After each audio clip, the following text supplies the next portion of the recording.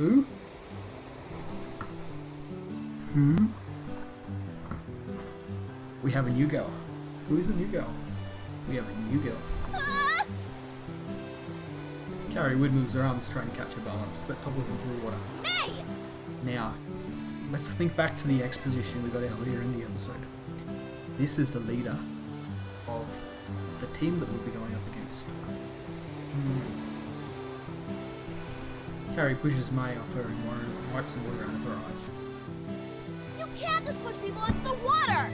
Why don't you people understand this? Valerie is clutching her stomach in laughter. So good. Maya just smiles and cocks her head to the side. It's good to see you too. That's not what I said! Valerie finally catches her breath and wades over to Maya. Nice one. Thanks. I'm May. May. I got it. Valerie. May glances at the rest of us who've been observing in silence, trying to process the scene. Mayu coughs awkwardly. I'm Mayu, and this is Shell. Shell is very obviously trying to process May's ample assets, but at the sound of his name, he snaps back to reality. Right, hi! Yuna also seems to be sizing up May. I'm Yuna. Hey, I'm John. You know, the one guy who hasn't yet been introduced and the one name you'll never remember anyway.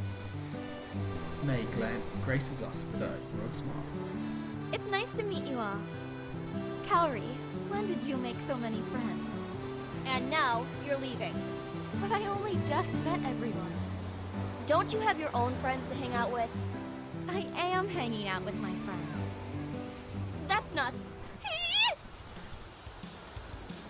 A jet of water splashes Carrie's face. May giggles while Carrie grows more irritated. She flicks her wrist and sends a stream towards May, but May dodges it and splashes Yuna's chest instead. And Yuna glances down at her chest and narrows her eyes, already clearly fed up.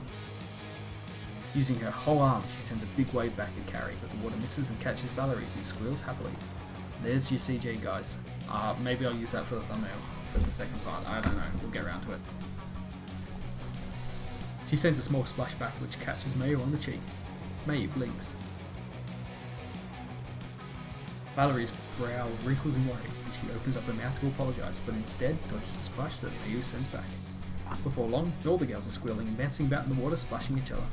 Sho and I stand off to the sides, watching the glorious view. Is this not the best thing you've ever seen in your life? I nod sullenly, but another voice answers. Yes, it is. As one, Sho and I turn to see Akira nodding approvingly. When did you get here? He gives me a confused look. I've been here this whole time. Sho and I glance at each other and then shrug. I think I've seen...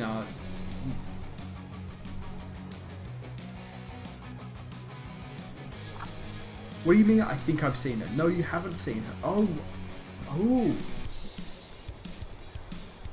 You're right.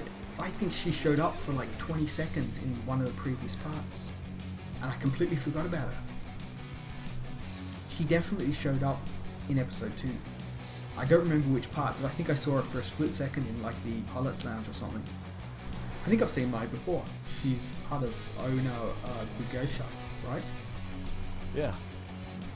I remember Kaori's intense reaction when we learned we were benched against May's team, but May seems to treat her like they are old friends. How do May and Kaori know each other? They seem to have opposite reactions when they see each other. Their Sho's replying that he hasn't got any voice on the safe word. Their relationship is strange. They've known each other since childhood, but judging by the way they react towards each other, it's hard to remember that. The conversation ends. Silence settles in as we continue to watch the splash tags. Why aren't we joining in on the fun? That's a great question. Sho swims closer to the girls and shoots a stream of water towards Mayu. Mayu yelps in surprise and splashes back when she sees Sho's grin. Akira and I join in after Sho's introduction to the splash war. Wow, now that looks really warm. Ooh. It's been bloody cold here in Australia because we're in the middle of winter right now. Not snowy cold, just wet and miserable and unpleasant. So I like any excuse to see nice warm summery weather. Akira and May left right after the splash water joined their friends. Valerie is lounging in a tower, trying to soak up the last of the dying rays while reading from her e-reader. Tablet, come on. No one has e-readers anymore. Yuna sits on the sand, watching the waves lap at her feet. Gary looks thoughtful as she sits in her fold-up chair, tossing and catching an inflatable beach ball. Sho and Mayu are missing. I'm not sure where they are. The day is winding down and it'll be dark soon. I walk over to Carrie. Hey Carrie, what are you up to? In response, she throws a ball at me. The ball travels slowly in the air and lands gracefully in my hands. Nice catch. Thanks. She seems distracted. Hey, Carrie, are you okay? Yeah. She doesn't say any more, but instead, she looks out towards the ocean. When she's not paying attention, I toss the ball back to her. As expected, it bounces off her chest before she catches it. What? Hey! Don't throw things when I'm not looking! She hurls the ball back at me. Instead of catching it, I volley it back. Carrie blinks in surprise, but her reflexes kick in and she leaps out of the chair to return it. We continue to volley the ball back and forth, hitting it further and further away from each other so the person has to scramble to return it. Once the ball hits the ground, we stop. My breathing is heavy as I sit down to rest. Carrie did not go easy on me. She made sure I was running around the whole time. Carrie collects the ball and comes beside me. Thanks. Or what? Do I need to spell it out for you? She sighs. For playing volleyball, or whatever that was, with me. Yeah, sure. Were you hoping to play with the group? Oh, my voice is getting sore already. She shrugs. I thought maybe it was something we could do. My sisters and I would play every time we came to the beach. It just feels off to come here and not play. Yeah, I'm glad I could help. Normally, we'd play in the water, but I guess this will have to do. She glances at the sky. It's getting dark, so we should probably head back. Oh, okay, I'll go get Sho and May. Alright, I'll tell Valerie and Yuna.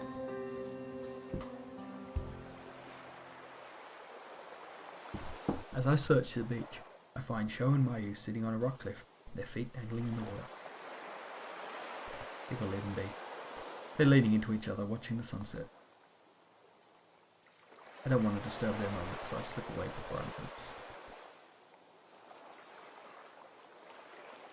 The girls give me questioning looks as I return. Did you find them?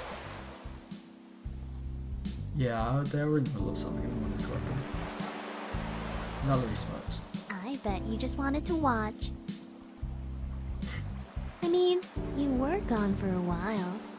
Out on the beach? That's quite daring. Yuna seems thoughtful, but has a mischievous glint in her eyes. They didn't. Valerie and Yuna glance at each other and burst out laughing. My cheeks burn as I realise what I just said. Nothing was going on, guys. Gary frowns.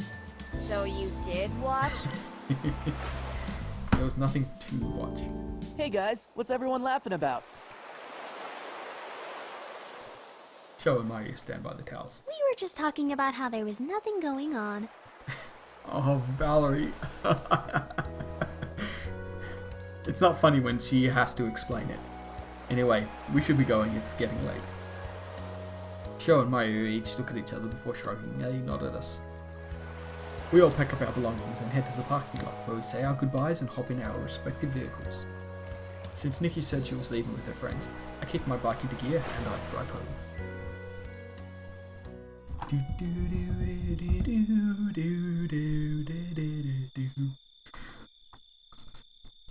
I'm exhausted by the time I get home, and I'm secretly thankful Uncle Kaido is nowhere in sight. All I want to do is take a hot shower and go to bed. Nikki hasn't come home yet either, so the bathroom is all mine. I wash the sand and salt or water off my skin, and then I go to sleep early.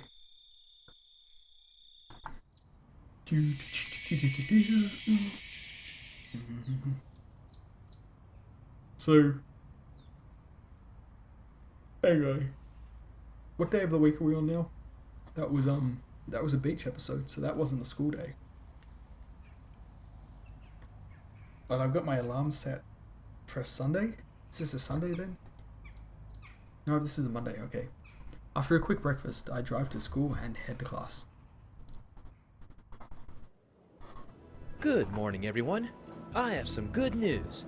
Because so many of you did well on the pop quiz from last week, we're going to have another one. Chorus of groans circles around the classroom. I knew you'd all be excited. So excited. Everyone gradually falls silent as the TAs hand out the quiz. As soon as I receive mine, I begin. Our gear is designed to look like a specific gender. If so, explain why. Yes, because boobs. The voluptuous nature of boobs transcends beyond a mere piece of machinery. What an easy question, sheesh. After completing the test, I turned into the professor. Soon everyone has turned in their papers. Everyone awake now? Good. In today's lesson, class dismissed. I gather my things and file out of the classroom with everybody else. Once I'm outside, my legs take me towards the hangar. I need to practice. My chat with Akira test last Monday has been on my mind ever since. Our team has been on a really good streak, but are we really good enough to beat Akira's team? I swipe myself into the hangar and shake my head in front of the... I swipe myself into the hangar and shake my head free of these thoughts. We have to go beat Onobu Geisha first. I pass Zora on my way to Eagle and hear voices raised in a heated argument.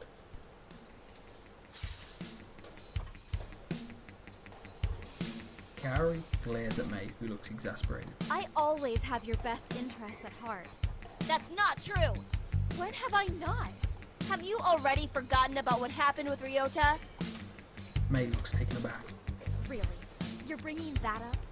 How was I supposed to know he'd react that way? You weren't supposed to tell him at all! Maybe not, but I was trying to help. Kaori's face contorts in anger. I was humiliated in front of the entire school! Is that what you call helping? That's not fair. You know that wasn't my intention. And how Ryota handled the situation. Best friends don't treat each other like that. I know. May falters at Kaori's piercing stare. Kaori... I know. May Kaori. falters. Kaori... Well... May falters at Kaori's piercing stare. Kaori... Well, none of that would have happened in the first place if you had just kept my secret a secret. It was all your fault. May blinks rapidly. I can't talk to you when you're like this. You need some time to calm down. Maybe then you'll listen to reason. Don't you dare! May spins on the heels and walks away, her footsteps echoing behind. May! Ugh!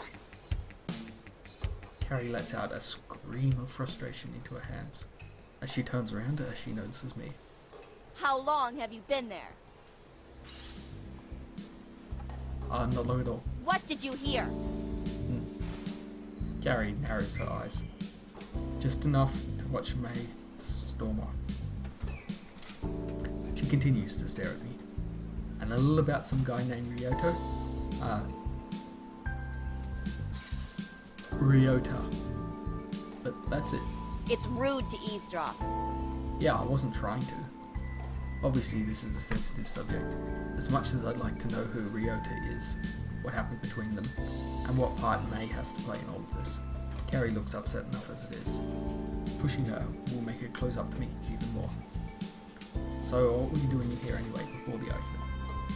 Kaori shrugs. Checking on Aura. What are you doing here? I thought I would practice with Eagle. And I thought I would try to talk while yawning at the same time. Oh. An uncomfortable silence settles in. My phone buzzes. Saved by the bell or the buzz. Sorry, I better get this.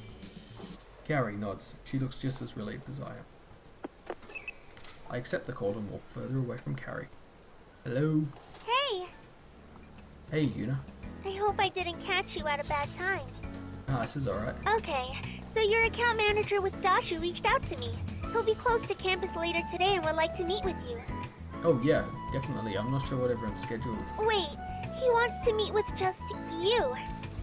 Just me? This is going to be just like the Warp Tech interview? No, it'll be a much more casual conversation. He wants to talk about your gear, not your team performance. Yeah, that's better than it could have been. So, will you meet him? Sure, why not? Great! You can meet him at the cafe after lunch. Alright, I'll be there. Thanks, Yuna. No problem. After saying goodbye, she hangs up. By the time I land the call, Carrie is nowhere in sight. It's probably for the best, honestly. Our chat didn't end on such a great note. Since I came here to practice, I climb into Eagle and start up a simulated match.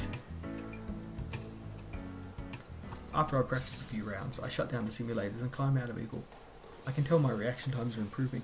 I'm sure with a little more practice I'll be ready to face Owner Bugation. Since I have some extra time, how do I want to spend the rest of my afternoon? Mayu, Sho, or Yuna? Caught up with Sho already. Yuna is boring. Mayu's in... I could probably gotta hang out with Yuna. I was browsing a list of clubs and classes earlier, and Ace offers a cooking club. I remember Nikki mocking me, saying I should join when she first started her club, but maybe that isn't such a bad idea. The look on her face would be priceless if I offered to cook, and it was something that people could actually eat. I'll go check it out. The cooking class is held in the culinary building. It looks exactly the same as a normal classroom, but I enter it and it's actually filled with cooking stations already set up with ingredients that just happen to look like computers. It kind of reminds me of a chemistry lab, but with stoves and ovens that happen to look like computers. In the corner of the room, I spot Yuna and claim the station beside her. Hey, Yuna. She blinks in surprise. Oh, hey! Are you part of the cooking club?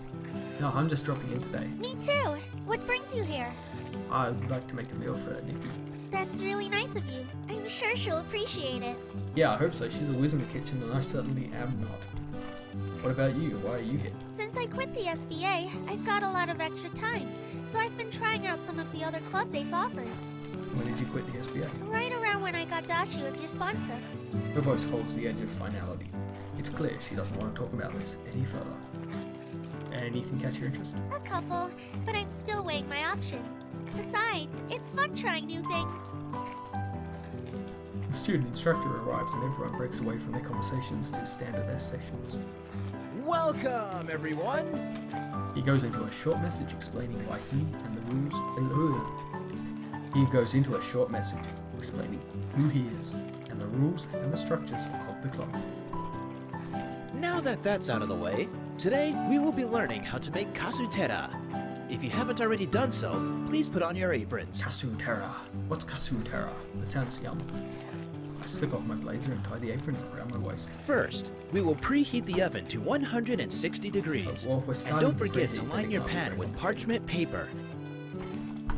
Isn't that a little low? It's Celsius. Right, because I'm American and we do everything in Fahrenheit, which I can't convert from. 160 Celsius is still a little low, so I don't know what we're making yet. For our dry ingredients, we will have 1 cup and 2.5 tablespoons of bread flour and 1 cup of sugar. We're The making some wet kind of ingredients will have 6 eggs and 5 tablespoons of honey diluted with 2.5 Is it cake tablespoons or a of bun or water. something?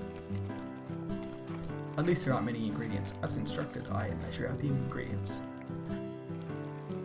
Wait, I forgot to preheat the oven. What temperature should it be? 160. I preheat the oven to 160 degrees. The instructor continues to provide instructions and I follow as best I can.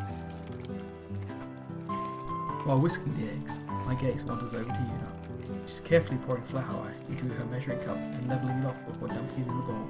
Her tongue sticks out slightly as she concentrates. I try to hold back a chuckle while she glances at me. There's a smudge of flour on her cheek, and I can't hold back my smile. She matches my grin before turning back to her ingredients. I refocus on my own station and add the sugar. The only thing left is to add the honey. How much water should I use to dilute the honey? Ah, jeez, I remember. I add 2 tablespoons of water. Once you add the last of your flour, mix the ingredients until combined. Be careful not to overmix. Pour the batter into your pan and let it bake for 35 minutes. As instructed. I add the last of my flour to the mixture and continue to mix it. What counts as over mixing anyway? How do I know if I mix just the right amount or too much? Using my wooden spoon, I poke around to see if there are any flour chunks still left. Nope. It must mean my batteries are ready to go in the oven. I set the timer for 30 minutes. Now, just wait and see. Once my timer dings, I carefully remove the cake from the oven. It baked unevenly, so some of the side is spilling over the pan. I think it might be slightly darker on one side too. Does that mean it was burned? I guess there's one way to find out. I pry it out of the pan and put it on my plate. Some of the edges got stuck to the parchment paper when I removed it, so there are patches of yellow exposed underneath the darkish brown layer. Una carefully sets her layer cake on the plate. It's a perfect loaf with golden brown on top and light yellow sides. She glances over at my cake and hides a smile with a cough. The instructor begins his taste test in my row at the back of the classroom. He reaches me before he reaches Una. It didn't quite come out the way you expected, did it? But let's see how it tastes. He puts a forkful of cake in his mouth. He chews thoughtfully. It's not quite right. There's something a little off about the taste and texture. I must have gotten some of the measurements wrong. Next time, I'll pay more attention to the recipe. Yeah. See, I could backtrack and cheat, but that's cheating, isn't it? Una smiles. That's not bad for a first try. Aw, thanks, Una.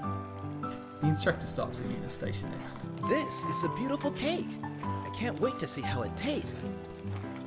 Una's face lights up in anticipation as the instructor takes a bite. He pauses, straining to keep his face calm, then gulps heavily. How is it? Her voice trembles with hope. The instructor's voice is hoarse as he chokes out his next words. Practice makes perfect. What? Wait, let me try. I take a bite. How is it? It's like if sugar and pasta had a baby together. I let it sit out in the sun until every drop of moisture was baked out of it.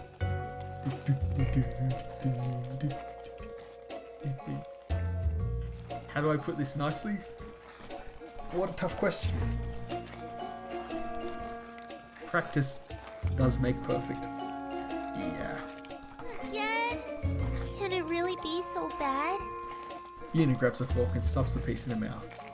She grimaces and sighs deeply. Practice does make perfect.